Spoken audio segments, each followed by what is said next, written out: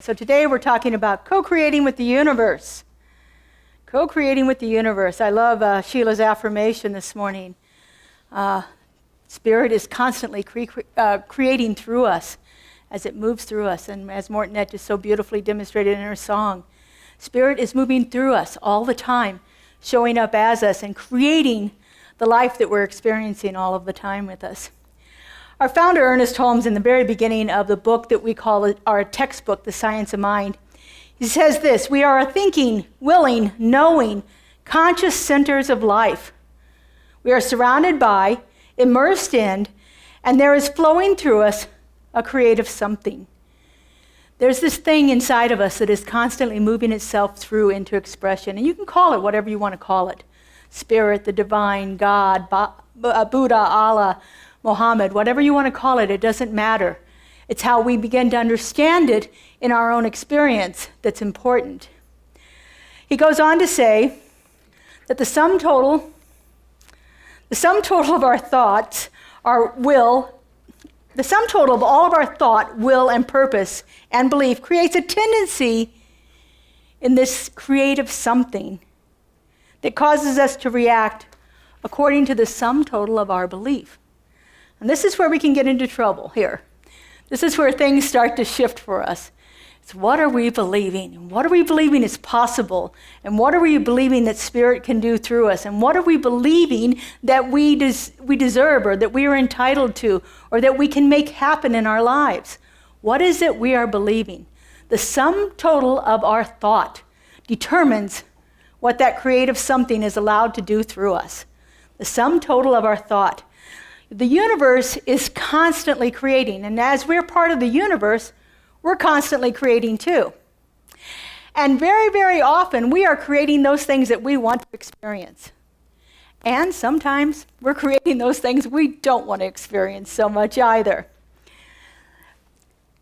Co-creating with the universe means that we are actively participating in the unfolding of our lives, rather than being passively reacting to the circumstances around us.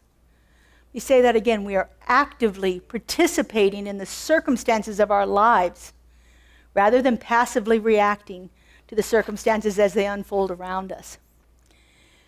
As we begin to understand our relationship with the universe, as we begin to understand how it actually works, how it moves through us, how things happen in our lives, then we begin to be more active participants in that. Now, I'm sure many of you have seen this symbol.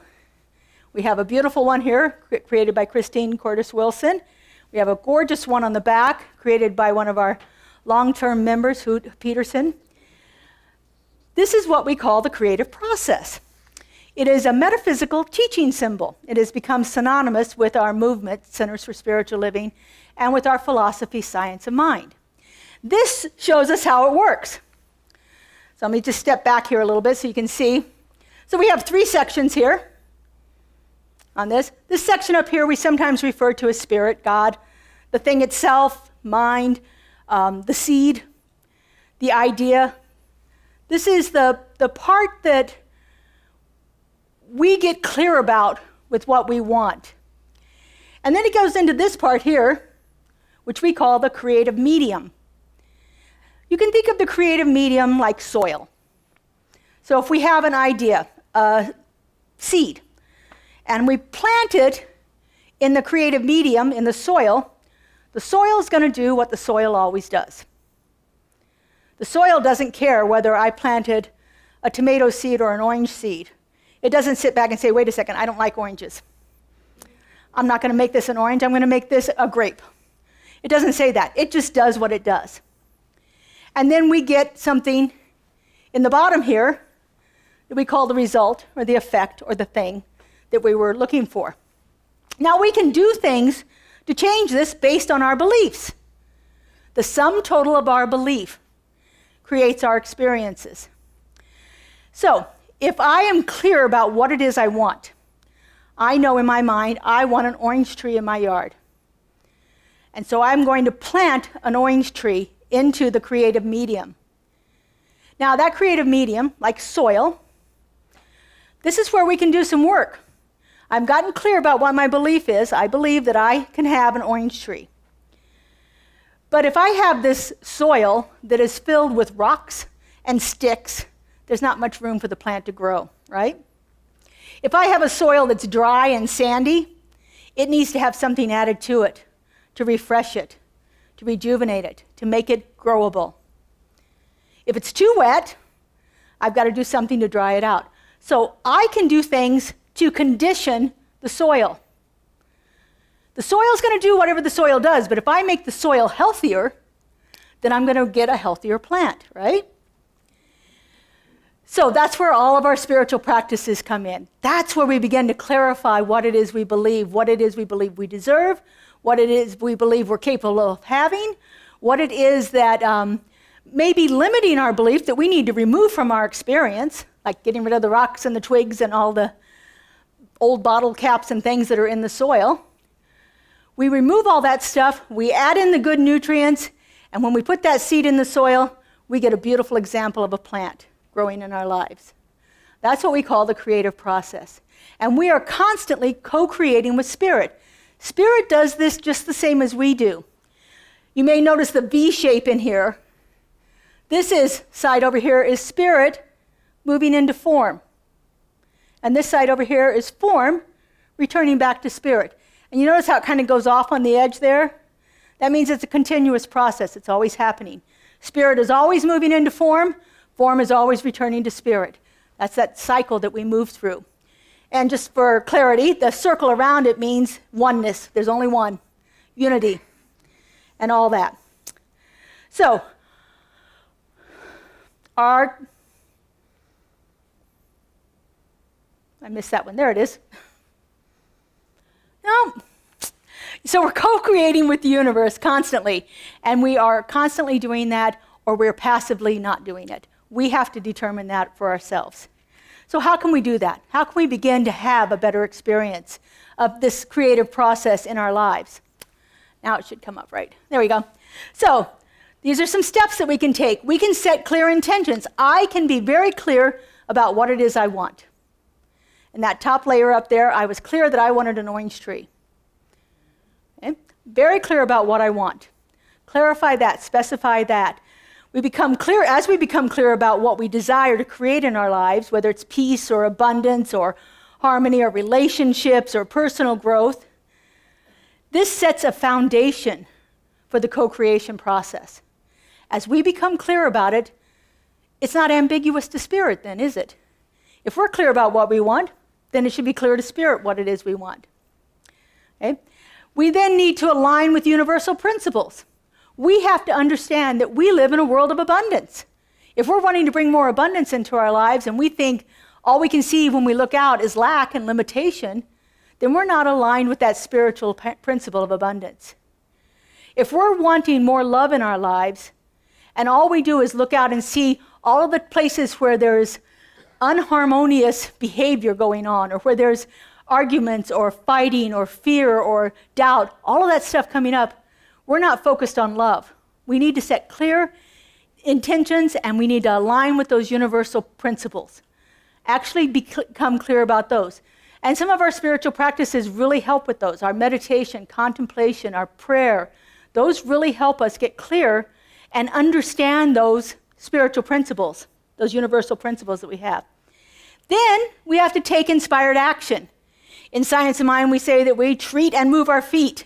We don't just pray about things and hope that they happen. We got to do something. We have to take inspired action. We have to listen to our gut. And we have to do what we are called to do when we're called to do it. If I'm looking for love in my life and all I do is sit at home and watch TV, I'm not going to find it much, right?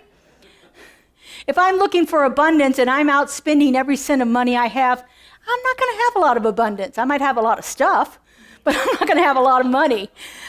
So we have to begin to take inspired action, do what we're called to do, listen to ourselves, listen to our intuition, listen to our clarity, listen to Spirit as it's moving through us, and then take action where we're called to take action. And then this is the last one that kind of gets everybody. We have to surrender. It's in God's time. It's not necessarily in ours. I want it today and I want it now. If I wanted an orange tree right now and I started with the seed, I am going to be disappointed. I am not going to have orange juice for breakfast tomorrow.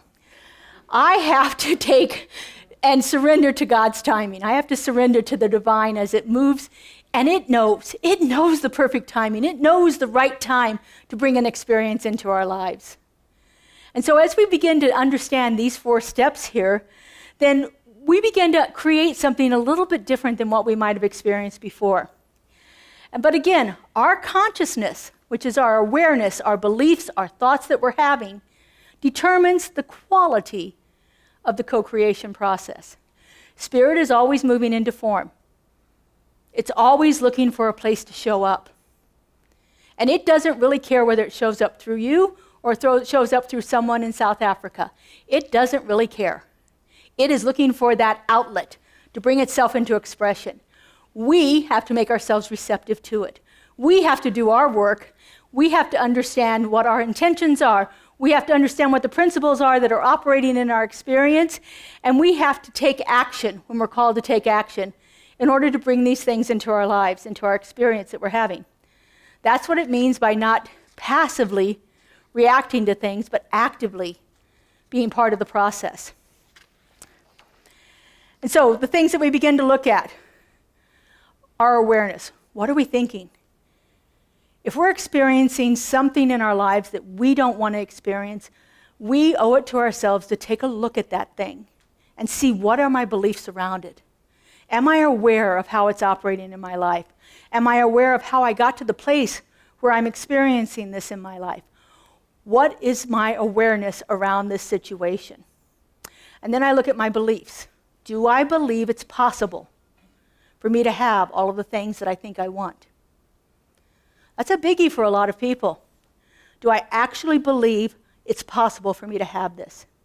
I know for me, for a long time, I could answer yes, and my answer was purely intellectual. I had no gut feeling about it. It was, yes, I know because I've read all the books, and I've done the work here, and I understand that, and so yes, that's what I have, but it's not showing up. So why isn't it showing up? I have to look at my beliefs. Is there some hidden belief in me that thinks I'm unworthy or undeserving of having that experience? And these are very subtle. And sometimes they come up across us. And really, that 2x4 moment. If you've not experienced a 2x4 moment, just wait. My experience of 2x4 moments are usually in meditation, when I'm nice and quiet and peaceful and literally feel like something has hit my body. And it is so jarring, and it is so unsettling, and it just really will shake us up. So I'll give you an example of this. I had been doing lots of work around losing weight for very many years. By this time I was probably close to 50, so I would say I've been working on losing weight for at least 40 years. And I'm sitting in meditation one day and just, kind of asking that question, brought it to my mind. What's up here? Why is this a problem? And, the good thing about 2x4 moments is they're usually very quick, and then they pass, but they last. I mean, they linger, but they're gone. You just have to get over the experience of it. So anyway, I'm sitting in meditation, and all of a sudden I hear, "You've spent 40 years eating your anger." If you don't think that was jarring, that knocked me almost off the seat. It was such a shocking thing to hear that. Saying it right now is giving me chills. Because it was something I was totally unaware of. I avoided anger like crazy. I would leave the room if people were arguing. Never once in my life did I watch Jerry Springer. I could not stand arguing. I couldn't stand anything to do with it. I didn't want anything, and I would leave. And so thinking of this, okay, so I didn't deal with the anger. I don't know what all my belief was around it, but I certainly stuffed it. Stuffed every single bit of it in there and just let it accumulate within me. I had to understand what my belief was around it. And I had to be clear about what those emotions were, because the emotions add power to beliefs. That's where we look at that gut feeling. And when we get that gut feeling, we know something is right, and we can never unknow that that's truth. You never can, because you can feel it in your body. It is a visceral experience. And so looking at our awareness, our beliefs, and our emotions will help us get clear about what it is we are thinking, what it is we're believing, and why we're not experiencing what we want to experience. I love the way that Ernest puts it. This is from Creative Mind and Success. My stuff printed in black on black pictures, just so you know. So, we are immersed in an aura of our own thinking. You know, auras are like the glow that's around us, that energy field around us. This aura is a direct result of all we have ever said, thought, or done. We're immersed in it, so sometimes it's hard for us to actually get clear about it. Sometimes it's hard for us to see it because we're stuck in the middle of it. It's like asking a fish to describe water. You know, the fish is in water. It doesn't know what water is. It's all around it. It's everything it's ever been in. It just knows that that's their life. An aura of our own, everything that's ever been said, thought, or done. This helps decide what takes place in our life. Our thoughts, our beliefs, our awareness, our emotions. This helps determine what we are experiencing in our life. We're drawn to those things that we mentally embody. So if you keep having the same experience that you don't want to experience over and over again, you got to look at what am I thinking about this? I'm drawn to those experiences. I'm drawn to that thing. Somebody just told me the other day, you seem to surround yourself with a lot of selfish people. I'm like, yeah, what's up with that? So nothing, nobody here, no one here included. But it's like, wait a second, how am I doing that? Why is that my experience? And so I spent some time with that. I haven't got clear on it yet. But most of these thought processes are unconscious. We're not even aware of what it is we're experiencing, what it is we're thinking. We have to begin to intentionally change the way that we think about things. And one of the ways that we can do that, one of the best ways, is how we start our service almost every morning here. Come on, daily affirmations. Those affirmations begin to create a new pathway in our mind, in our thinking. They begin to let us remember the truth when we're in a situation. I used affirmations very early on a lot. I wore a beaded bracelet. We call it a wrist mala. It had 20 beads on it. And I would wear that, and I drive a lot, and I love driving. I have a good time in the car.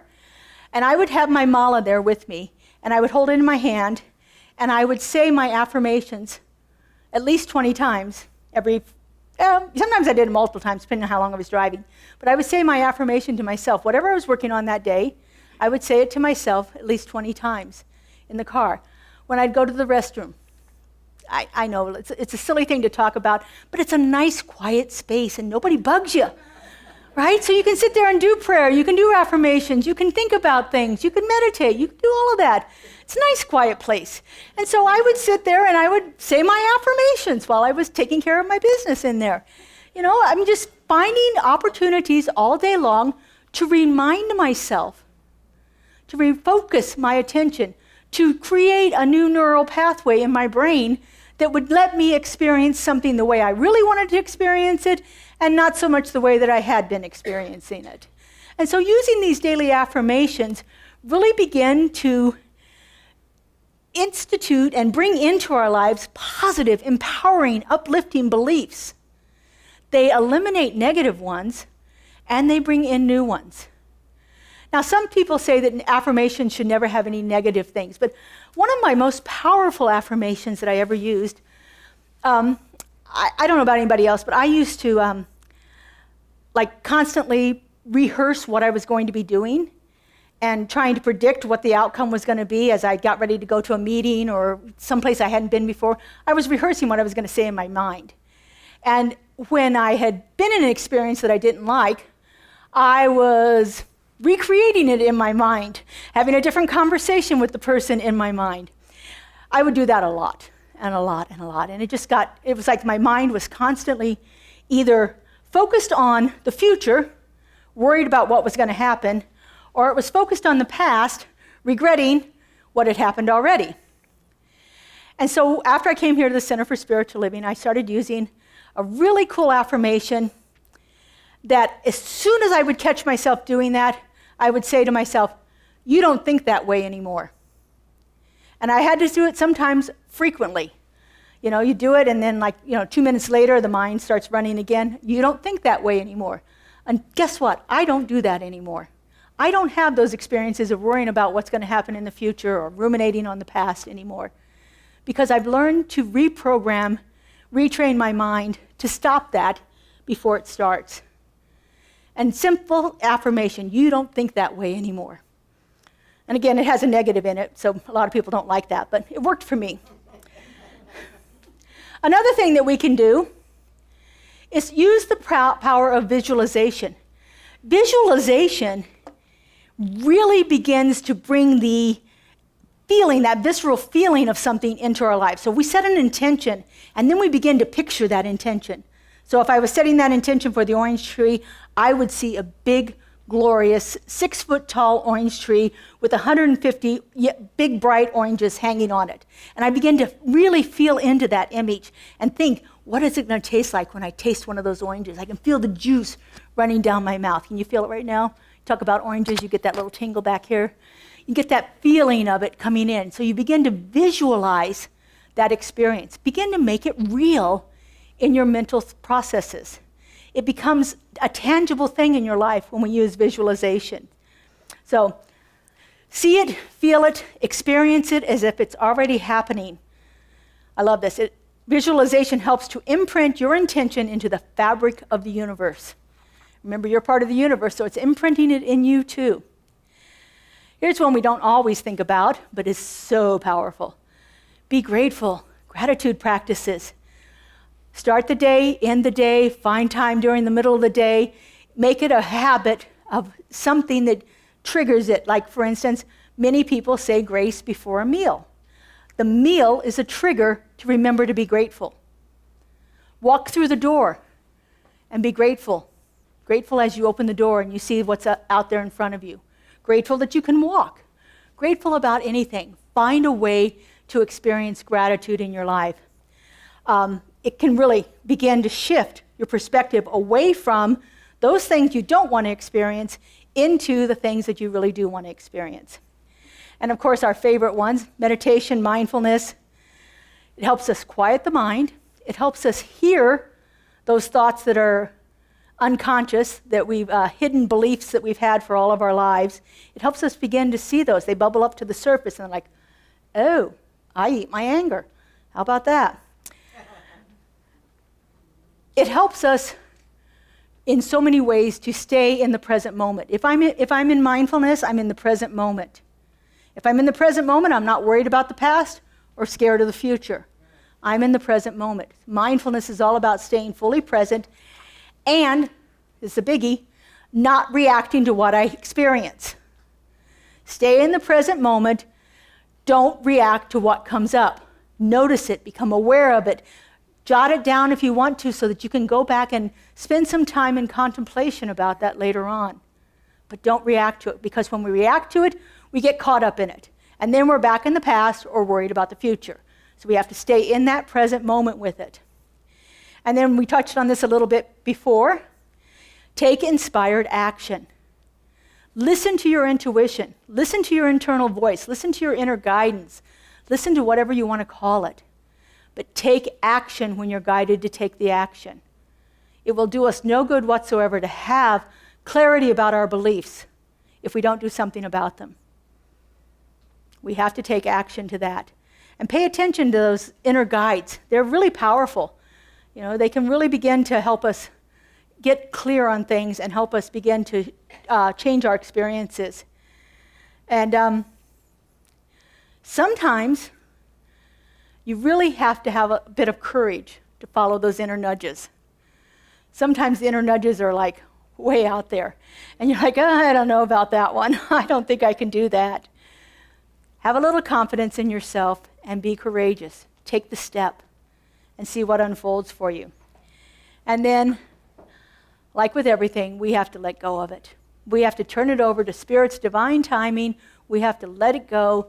We have done our work. We have set the intention. We have gotten clear about what we want. We are taking inspired action, and now we just release it and watch it unfold in our lives. It will unfold. If it doesn't unfold exactly the way that you want to do, that gives us more information to go back and work a little bit deeper on our belief system and what our emotions are about that.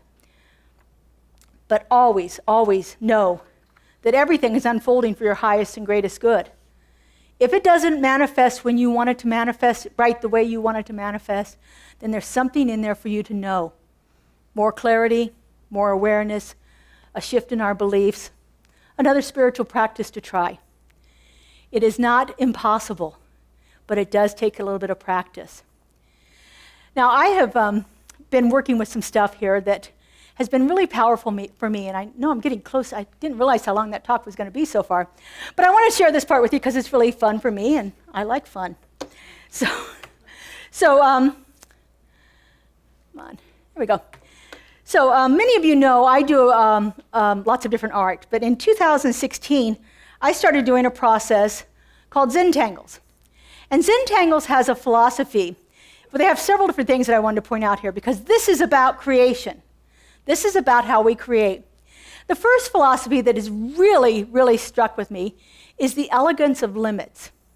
So normally when you think of doing art, you might think of having, like this is an artist pad here that I had at home. And so I opened this up, this big white page, and I'm going to create something on it. Doesn't that feel a little daunting? I've got this huge blank. Karen Lee just brought in a picture for me in my office that's this big. I can imagine if I looked at that blank canvas, I would be so overwhelmed I couldn't do anything. Because it's so much, right? In Zentangles, this is our canvas. It's a 3.5-inch square. Elegance of limits. Not only is it a 3.5-inch square, but then you divide it up into sections.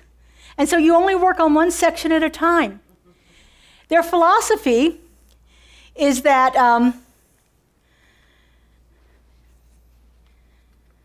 you can do anything one stroke at a time, which I'll talk about that here in a second. But I thought I had that. Nope, okay, this is it. So you can do anything one stroke at a time. If you have the patience and you take the time and you instill just a little creativity, this allows us to see situations in a different way. If I look at that big white paper, it becomes too overwhelming for me. I don't even know where to start. Where am I going to put my pen down? And if I put that pen down and I don't exactly like the way it is, then I don't know what to do with it. But having something small makes it so easy to do. I know you can't see these, but they're really quite beautiful when you look at the something done in a 3.5-inch size. And the other thing is, they don't take a lot of time for us to do them. So there's an elegance about that allows for creativity within a certain structure. Now, we often think that creativity should not have any structure, that it should be free and we should just be able to do whatever we want. And sometimes that's just too much for us to think about. It's like, if I want to create my life and I have infinite possibilities available to me in my life, where in the world am I going to start? It's almost daunting to do that. And so again, we have to begin to find that place that forces our creativity to grow in a way that we are comfortable with at that time. Because if it's scaring the daylights out of us, we're not going to pursue it. We're going to say, oh, no, this is too much. I don't want to do this right now. And so these subtle parameters of creativity, they force it into a space that can grow and thrive and actually think outside of the box.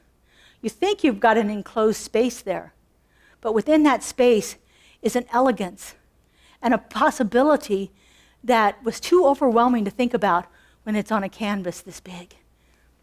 Okay? Begin to think about it in that way. And it's amazing when we look at something and what masterpieces can be created in a small thing. So there's another, this one, okay. I was just speaking of that. But change in perspective is not an act. This comes from the Zentangle website. Change in perspective is not an act. It's a deep down belief. And it comes from within us. And once it's activated, it's like seeing every experience in your world through new eyes. When we begin to change how we look at something, instead of thinking of limitations or boundaries as bad things, think about things that really begin to liberate us. And this is another one that I love with Zentangle. No mistakes. There are no mistakes in Zentangle. When people first start to learn to draw, or probably do anything really, but my experience has been with drawing recently, you make a line and you're like, oh, that's a little crooked. I don't like that one. Let me start a new tile. There are no mistakes. In Zentangles, what they say is a mistake what you think is a mistake is simply an opportunity, a great gift that forces us to get creative. Think of your mistakes as an opportunity to bring something new into your life. It's not a mistake. It's not something that you did wrong. It's something that has inspired you to go in a different direction. I think I've shared this with you before, but in ministerial school, they told us to watch out for the fog. A fog is a frickin' opportunity for growth. Watch out for your opportunities for growth because they're going to come around in all kinds of ways. And this is the third thing from Zentangle that I like. You can do anything one stroke at a time if you focus on that one stroke. Instead of worrying about what the next 20 strokes down the line are going to look like, focus on the one right in front of you. We're back to mindfulness. Be very present with what you're doing right there. And you can make anything one stroke at a time. And of course, because we're making such small tiles, our strokes are like a half an inch. Well, most people can draw something that's a half an inch, a line or a circle or whatever. But as we're applying this to our co-creation process here, it's always important for us to say, what is my next step? Not what is my step 3 days from now, what is my next step? Because I can't do anything about 3 days from now right now, but I can take that next step. I can take that inspired action that I've been guided to take right then and make that the experience that I'm having right now. So co-creation sometimes comes with challenges.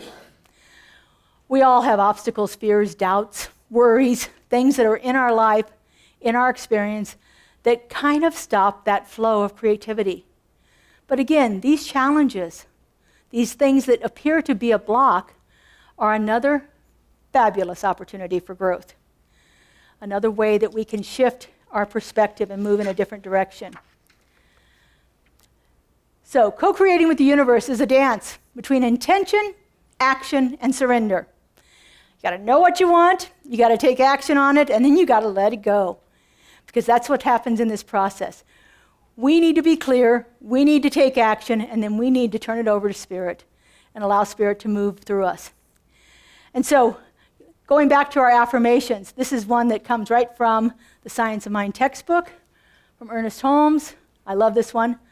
My thought is in control of my experience, and I can direct my thinking. Let's say it together. My thought is in control of my experience, and I can direct my thinking. One more time. My thought is in control of my experience, and I can direct my thinking. And so it is. It is. All right. So let's take one of our spiritual practices. This is our spiritual practice of prayer. So I invite our licensed practitioners, folks who've spent 4 years at least studying how to do all this stuff, to surround us and hold us in consciousness as we move into prayer.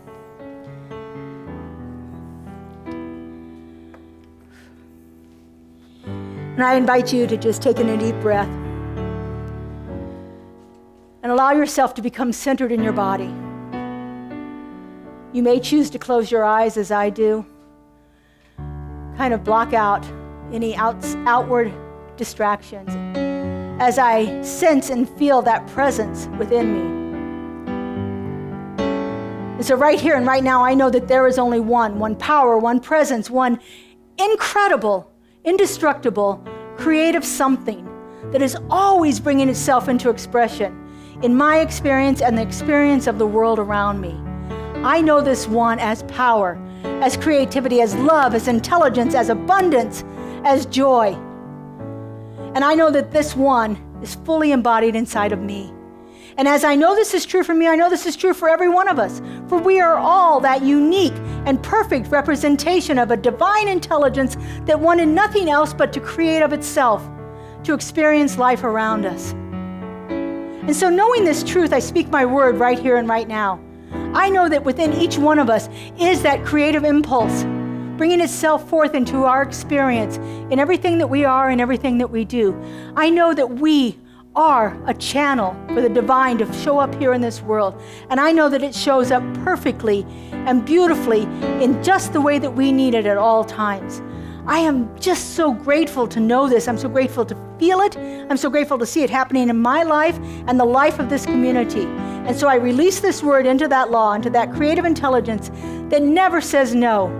I let it go and I let it be. And together we say, and so it is.